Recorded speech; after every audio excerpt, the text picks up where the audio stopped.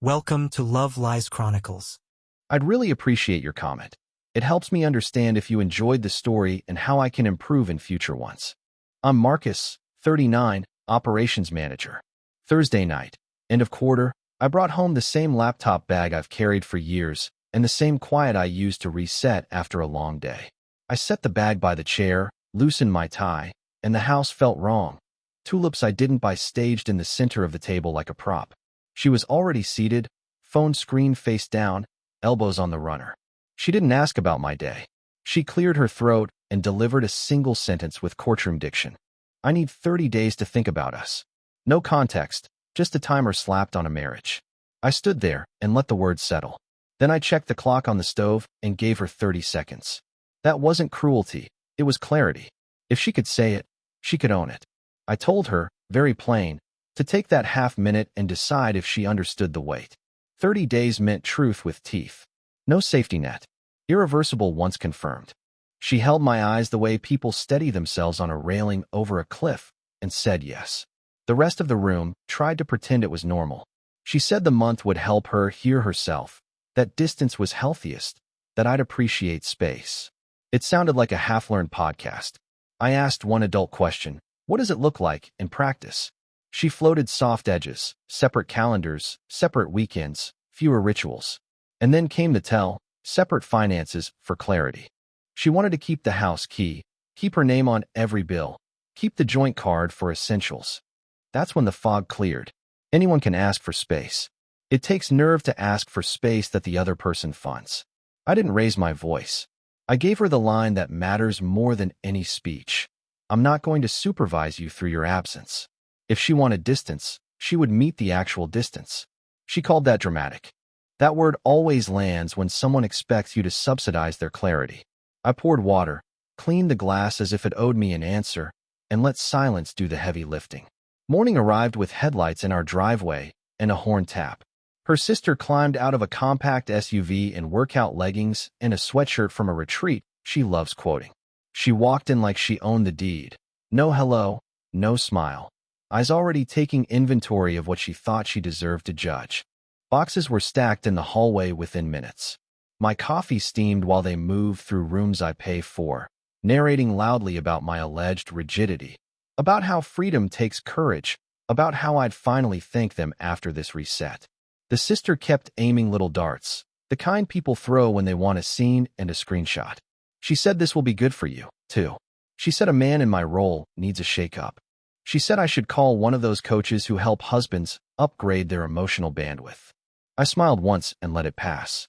I have a real job. My bandwidth is for decisions, not applause.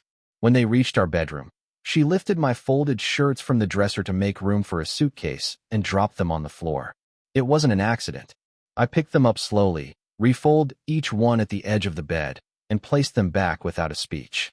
Her sister watched, waiting for heat that never came. Calm ruins a performance. She wanted me to confirm where she would sleep before the 30 begins, as if 30 seconds hadn't already started everything. I said the guest room was available for the night if she needed to stage.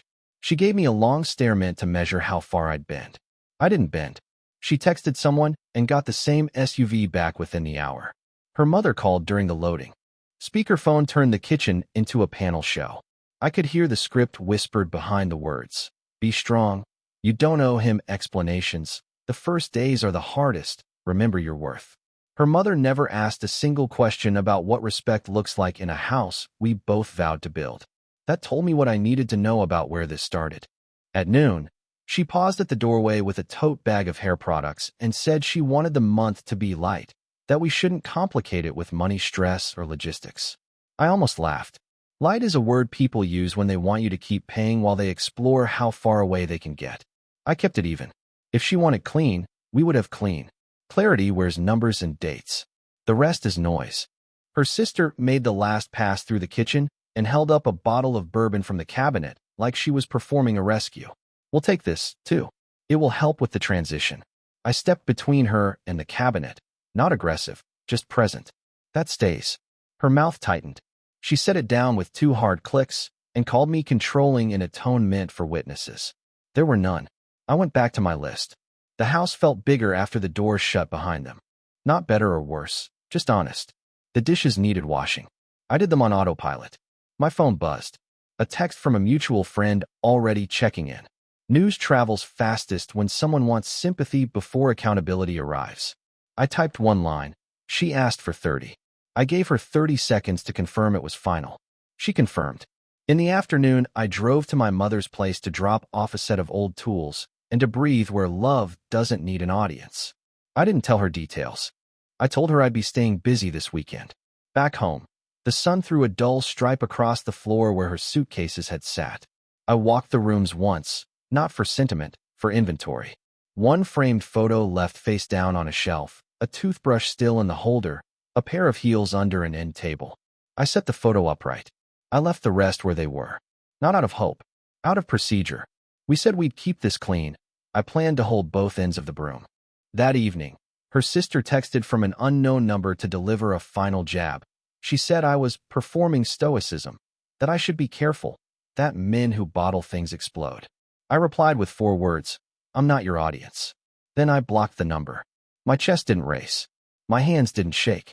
The quiet wasn't empty anymore. It had edges. I ate steak, alone, at the same table that had hosted tulips and a speech the night before. I salted it the way I like, cleaned the pan, wiped the counters. I slept in my bed and left the guest room door open. I woke before my alarm and hit the gym. On the drive back, I rehearsed nothing. Plans were already forming without help from anger. She had asked for 30 days to think about us. I had given her half a minute to stand by it. Tomorrow would do the rest. Before I turned in, I took one step that mattered. I opened a blank document and wrote the words terms of separation at the top. Not legalese, just a list to keep me honest. Keys, utilities, accounts, the facts we would both have to touch. I saved it, closed the laptop, and stood in the doorway of our room for a beat longer than usual. Then I turned off the light. The house held. Silence held. My decision did, too. Morning came with clean air and a to-do list. She wanted separation. I gave it shape. No speeches. I sat at the kitchen table, opened my laptop, and started with the only thing people respect when feelings try to outrank facts, money and access. I called the bank, verified identity, and removed an authorized user from 2 credit cards. I froze the joint card we used for restaurants and impulse buys. I left the mortgage autopay alone because it's my roof and my responsibility. I split utilities. Everything that could be moved to a single payer moved to me. I switched my paycheck deposit to a new personal account and left exactly enough in the old checking to cover this month's fixed bills. Passwords changed. Cloud storage separated. Streaming, rideshare, and grocery apps signed out. I revoked household admin access on the smart lock and left her basic entry code active for 1 pickup window, then scheduled it to expire at midnight. Mirror her logic. If we're separate, we're separate. I drafted one message and sent it to her email, short and sterile so no one could twist it later. You requested 30 days to evaluate. I'm honoring full separation across time, logistics, and finances. Communication about property and scheduling will be in writing. No joint benefits during your evaluation period. Then I put my phone face down and made eggs. The house felt honest again. By 10, her sister texted from a block number about my control problem. I didn't respond. Silence is the only reply that can't be edited into a story. At noon, a calendar alert flashed on the old shared tablet I hadn't gotten around to wiping. Lease consult, furnished studio, Friday 3:30. Not an accident. You don't book a lease consult for a feeling you discovered last night. I screenshotted it, printed the page, and filed it in a thin manila folder labeled timeline. Anger tried to knock. It didn't get in. Evidence is calmer than anger. I spent the afternoon cutting small ties. Removed her as an additional driver on my car insurance effective next cycle. Opened AP. Oh, box for mail, I don't want intercepted. Switched my pharmacy to text pickup codes only. Turned off location sharing. I updated HR and moved my emergency contact back to my brother. Every change had a reason I could explain in one sentence if anyone asked. Separation isn't a mood, it's a checklist. That night, I slept through until the sun found the blinds. Day 2, the phone rang at 8:17. Something's wrong with my card, she said, voice brittle. I'm at the register, and it's declining. I kept my tone flat. You requested 30 days to think about us. Think, but not at my expense. She inhaled like she wanted a fight, and then remembered I wasn't giving her one. This is petty. It's proportional. I ended the call. 10 minutes later came the second ring. I let it run out. A text arrived.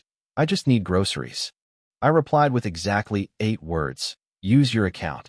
Separation includes financial independence. Delivered. Read. No reply.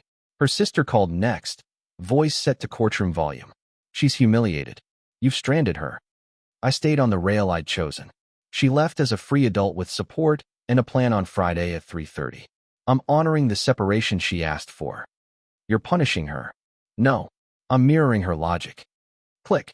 Before lunch, I drafted a plain document titled Separation Operations. For headings, keys and access. Pickups by appointment only, Saturdays 10 to 12, with written confirmation. Finances. No joint charges, no reimbursements. Logistics. Email only, 24-hour response window. Inventory list to be signed on transfer. I printed 2 copies and slid them into the same manila folder. That folder wasn't revenge. It was a guardrail, so I didn't drift back into the habit of making things easy for someone who made leaving easier than speaking. The rest of day 2 brought the weather you expect when you turn off a long-running subsidy. She tried guilt. So I meant nothing to you. I answered once, carefully. Meaning and money are different. You asked for a trial. I'm declining to fund it.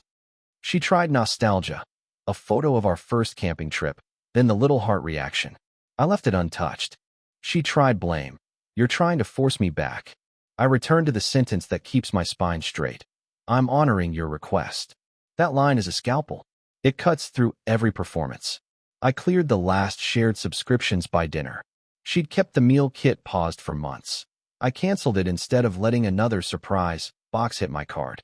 I ended the wine club she teased me about and got serious about the budget I should have tightened last year. I made decisions she used to stall, sold the spare bike, listed an extra coffee grinder, donated clothes I should have let go. Separation gave me back my ability to decide without asking permission from someone who had already left. Around 7, a mutual friend called to check in. Translation: fishing. I didn't give him what he could carry back. We're honoring separation. That's the update. He tried to nudge me toward a talk about her inner child and giving grace. I said, she has 30 days of grace. It's just not funded by me. The line went quiet. People stop coaching when the bill isn't on your card. The lease consult alert pinged as a reminder at 3. I pictured her touring a stage studio while her sister lifted cabinet doors and measured attention. Oddly, the image helped. This was not a misunderstanding. It was a plan with a calendar invite. That means my clarity is not cruelty. It's alignment. I walked to the safe, took off my ring, and placed it beside the passport. She tried one more time that night, softer, almost herself. Can we meet to talk? No money stuff, just talk.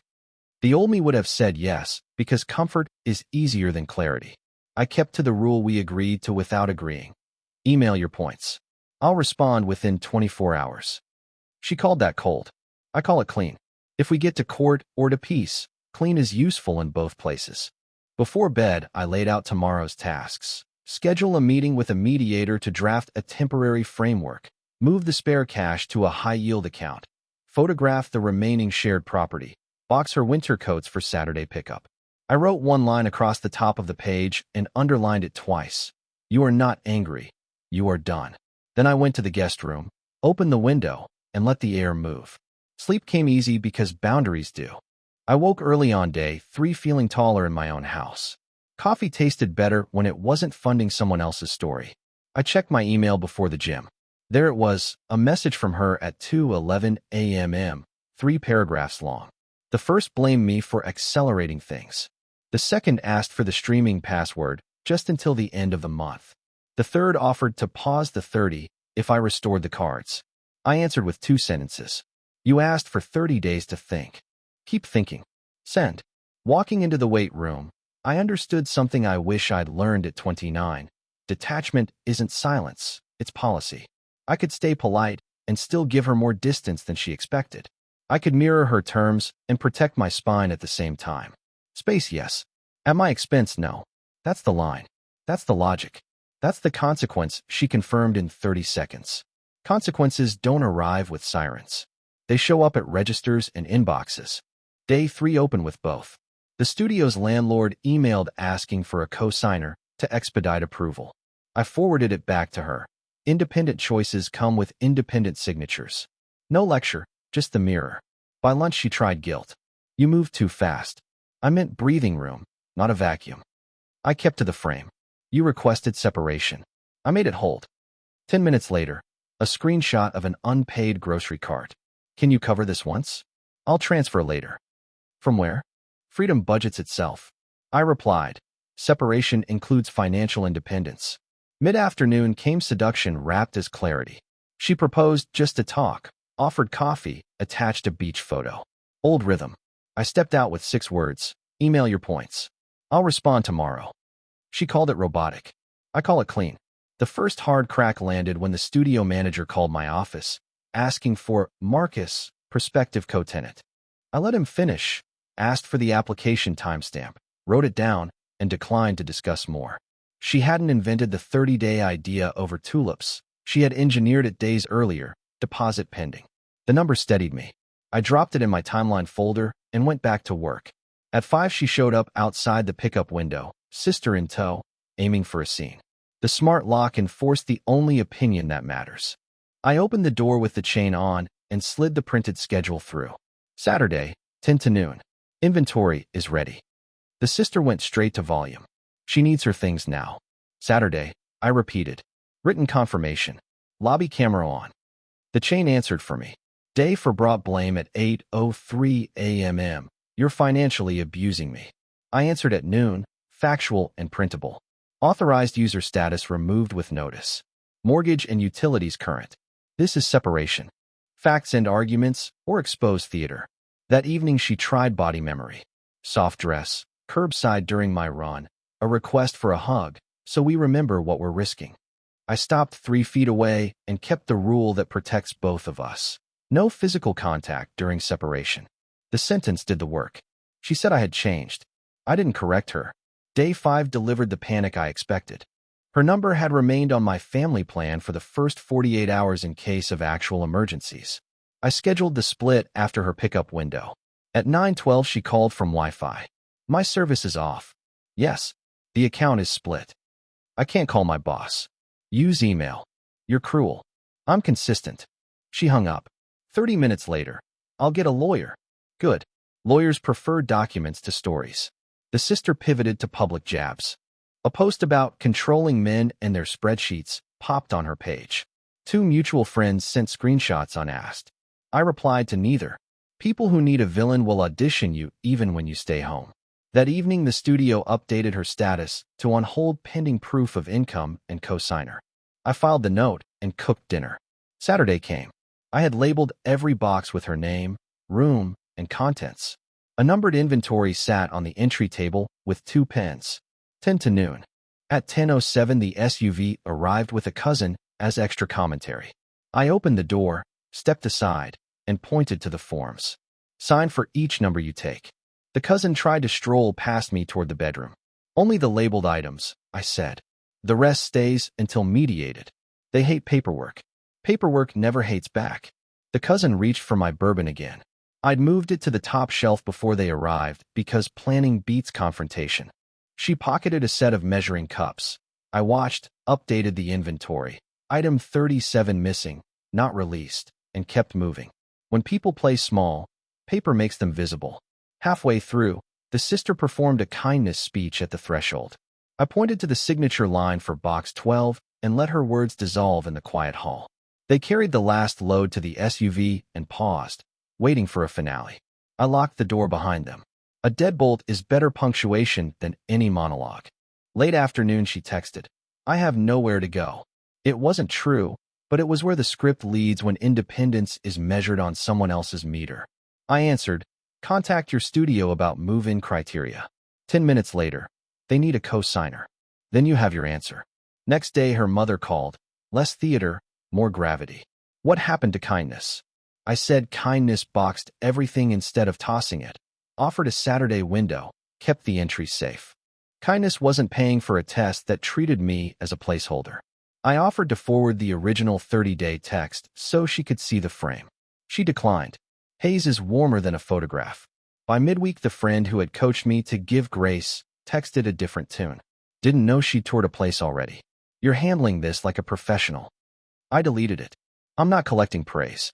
She tried one last angle, a voicemail with tears, an apology for how it came out, and a request to pause the 30 while she got back on her feet. I pressed play twice and deleted it. Pausing a test is not repentance. It is a budget issue. That evening, I finished the last fair consequences. I removed her from the warehouse club set to renew. I updated title records on the second car I had paid off last year. I scheduled the mediator consult and printed the intake. Everything sat in the same folder: timestamps, inventory sheets, her request, and her words. If a story needed telling, paper would do it without adjectives. I slept hard. In the morning, one text waited. I can't believe you're doing this. I sent what a younger me needed years ago. This is what space looks like when it isn't subsidized. Sent. Delivered. Read. No dots appeared. The game ended when the scoreboard changed. Declined cards, studio hold, signed inventory, a door that closed and stayed closed. Revenge was never the point. Precision was. She offered a month to think and expected comfort to float the bill. I returned her terms with edges and let reality do the teaching. Respect isn't a flower on a table. Respect is the invoice, the schedule, the locked account, the calm face that won't trade policy for pity. She wanted 30 days. By day 7, consequence was speaking louder than either of us. Monday opened with paperwork and coffee strong enough to carry a decision. I booked the mediator for Friday morning and attached my intake packet, the timeline folder, the pickup inventory with signatures, screenshots of her 30-day request, and the studio's email asking for a cosigner. I sent her one line to confirm attendance. Friday, 9 a.m., neutral office. Bring ID. 2 minutes later, she replied, asking to meet first. No paperwork, just us. I copied the sentence I've leaned on since the moment she chose distance. Email your points. I'll respond within 24 hours. Policy isn't romance. It's guardrails so no one drives the same curve twice. The mediator's conference room was all quiet chairs and glass doors that don't echo. She arrived 5 minutes late with her sister in tow, scanning the room for a stage. The receptionist asked the sister to wait in the lobby. She made a speech about safety. The receptionist pointed to the posted rule: parties only. Rules are a relief when emotions try to negotiate exceptions. We sat. The mediator explained the process: framework first, feelings later, signatures last. I laid my folder on the table and slid over a single envelope containing my ring. Returning property, I said. She looked at it and didn't touch it. Her hands stayed folded like she was waiting for an old version of me to show. He wasn't on the invite. The mediator asked for our goals. I kept mine simple: clean separation, clear access, no joint liabilities, division by purchase records and use. She said she wanted to hit pause on the 30 because everything escalated too fast. The mediator asked her to read her initiating message aloud. She stumbled at the second line. The sentence didn't shrink with daylight on it. We drafted immediate boundaries. She keeps the items already removed, the clothes boxed for round 2, the half of the furniture she could document buying. I keep the house, both vehicles on titles I paid, and the savings in accounts she didn't contribute to. We set a schedule for 2 more pickups with the same Saturday window and the same inventory forms. We agreed to email only, no late-night calls. The mediator wrote down every line and read them back. Words become walls when someone finally stops moving them. When we broke, she asked to speak alone. I declined and returned to the table. The mediator remained seated between us, pen ready, no space for old dynamics to sneak in. She tried a softer angle. I panicked last week. Can we try counseling before we file anything permanent? I looked at the ring she'd refused to touch and then at the folder full of dates. You asked for separation with consequences. I met you there. I'm not walking back through that door. She nodded slowly, the kind of nod people use when they realize a lever no longer pulls anything. The sister cornered me in the hallway after, low voice, new tactic. Be a gentleman. Help with her deposit. I told her gentlemen don't finance tests designed to fail them. She exhaled hard, the sound of a script with no second act, and looked past me for an ally who wasn't in the room. Allies prefer clean facts. We had those. Filing came next. I met with an attorney who doesn't advertise on billboards and doesn't posture. We went line by line through assets and timelines. He said I'd already done 90% of his job for him. That was the point. When you choose calm, your future turns into documents instead of drama. I signed where he flagged, paid the retainer from the account she no longer sees, and walked out feeling 10 pounds lighter in the chest. Her circles tightened without my help. A friend who cheered her 30-day clarity stopped answering her late-night calls. The cousin went quiet after the mediator's first email CC'd her by mistake, and she realized this wasn't a rumor mill. It was a process. She tried one last performance at the second pickup. No sister, no cousin. Just her and 2 empty totes and a small speech about regret in the doorway. I held the clipboard. Items 21 through 36, sign and go. She signed, carried the box labeled winter coats, and turned at the threshold with eyes that wanted permission to step back into a house she didn't want to pay for. I kept my hands at my sides and my voice level. Good luck.